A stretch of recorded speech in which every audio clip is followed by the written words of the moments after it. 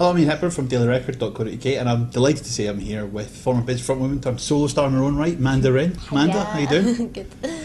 First of all, for those out watching who maybe haven't heard of Biz for the last few years because they kind of disappear off the radar, what have you been up to? Well, Biz finished in 2004, and it was a big decision, but we did really miss what we were doing, so we actually started up another band, same three of us, and then we got a bass player and a drummer in, which is something we'd never ever done with Biz, and we called ourselves Data Panic, and we did a bunch of gigs with that, and it was really good fun, but just kind of went down the same kind of route in a way where we weren't getting the attention we wanted because of our past and everything, so we thought, let's just call it a day then. And I was still itching for more though, so I wanted to start a solo thing, which I'd started doing towards the end of Data Panic anyway. So. Do you find it weirder being on your own? I mean, obviously you've got musicians with you, but doing stuff without the guys you work with for so long? I miss it. I find it strange. I was excited about it at first, thinking, well, it's just me in control. I don't have to bug people and hassle people for things, because I'm always the kind of organiser, and I enjoy that, to be honest. But I do miss my boys. What's the sort of feedback you've had so far and stuff? Because you've had some tracks up on MySpace. Yeah, I've had them up for a little while. They were just demos in the beginning, but now I've got the proper recordings that are getting released up there, and it's been really good actually, amazing. But it is just from people who were Biz fans, I suppose. Sure. There's no one new on there to give me jip yet. So after everything I've been through though, there's not really anything new people could slag me off about anyway, because I've had everything anyone could possibly have really in my life. But I'm prepared for it, and I'm waiting for some negative things. But I do love the good things. There's some really nice people out there, and they can say good things and not so good, but in a positive way that makes you sort of take it in and sort of decide what was to be the single, decide what was to go in the album after the feedback, after people put them online. So I like it. I like the people on MySpace and Facebook and stuff. It's nice just to hear what they think, because now I don't have John and Stephen to ask opinions of. It's kind of nice when you're in a band and you just ask, you're like a team. Yeah, it's all just spark off. It's now just me. Biz obviously has a huge fan base. I mean, in terms of like a cult following, does that help when you're going solo? It's a nice start, yeah. Because if I was just starting out completely from scratch, I would have nothing, and I wouldn't have people to get opinions from on MySpace. So I'm lucky there, but I don't want to rely on it too much. When I'm getting press for this, I'm emphasising to people that I want to appeal to people who don't have a clue who I am. The generations who've never heard of this before, because you can tell how old someone is if they've heard of this or not. So you're obviously exactly. So it is. I'm trying to sort of appeal to both.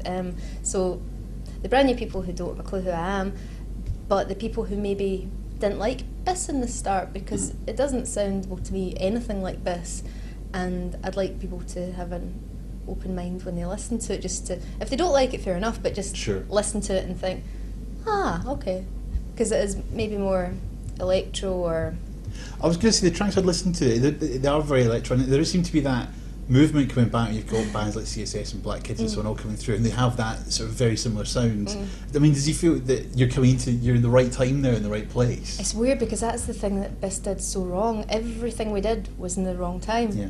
Everything. I remember when Eurodisco came out, it was about a year before that whole sound went massive, and we've never ever got it right the whole time we've been doing music. And I thought, wait a minute, this is actually getting quite popular, this kind of stuff. And people find it so strange that bands like CSS and The Gossip or Ting Tings are doing so well, and they think they must have been inspired by Bis.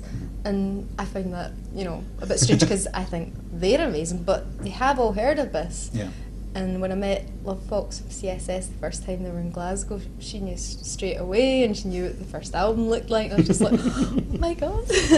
Is that quite frustrating when you think, because obviously you're starting out, basically having to start out again now, but when you look at these bands who are now coming through who have that sound, and basically we're ahead of that, you're thinking, that could have been us. Yes and no. I love music so much that if anything good does well, like the bands we've just mentioned, then I'll just be genuinely happy for them. And if I just get one more little shot at this, then great, because this weren't that big. The largest thing we had was a number 25 single, and it's not that huge. Okay, the amount of copies it sold would probably get you to number 1 these days, but we weren't huge, but to still be remembered by some folk, that's amazing. There's not many bands who have that, having been around, like, was it 15 years ago? Like, I start. Oh God, that ages me as well so much. Exactly. So I don't know. I would just love to get that little step further than Biss did, because there was so many things that we touched upon we didn't quite make it. So what's the next stage after this? We've got the single and the album coming out and doing some dates to promote it. What's the sort of the grand plan then? So what is there a grand plan? Well, there will be so much to do once it all starts to happen. Like the amount of gigs I've been offered so far, but I can't actually do them till I'm ready. So I need to get the live stuff completely sorted. Need to play as many places as I possibly can, and then see if then the more offers come in, whether I'll get good tour supports, maybe I'll get festivals abroad. I've got no idea. I was going to say, festivals, we're also in the middle of festival season. Were you not tempted to try and get just test material out there and see how it went down? Yeah, I was actually, I did ask about doing some of them, but I think I was just a little bit too late with getting in there, because you have to do it months before to get on the bill. And there's still a few still to come, so I'm trying for them. And we'll see. So if anyone's out there that wants to offer you a slot. Yeah, once the start of September's over, then hopefully I can do lots of them.